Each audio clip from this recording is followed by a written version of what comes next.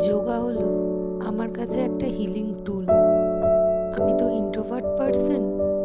এতগুলো মানুষের সাথে আমি যে কানেক্টেড হতে পারি, তার জন্য আমি নিজেকে খুব গ্রেটফুল মনে করি। এবং এই যোগ দর্শনের কারণেই আমি গ্রাউন্ডেড হতে শিখেছি, নন জাজমেন্টাল হতে শিখেছি। আমার সাথে যা হয়েছে, যা হলে ভালো হতো বলে আমার মনে হয়, তার সবটাই যে এক। আজ যখন বছরের শেষে ফিরে দেখি,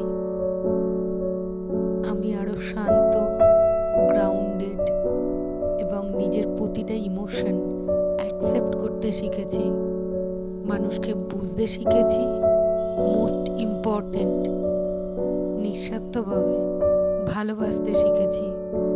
মন থেকে প্রার্থনা করি আমি যাদের ভালোবাসি তারা যেন হেলদি ও হ্যাপি থাকে।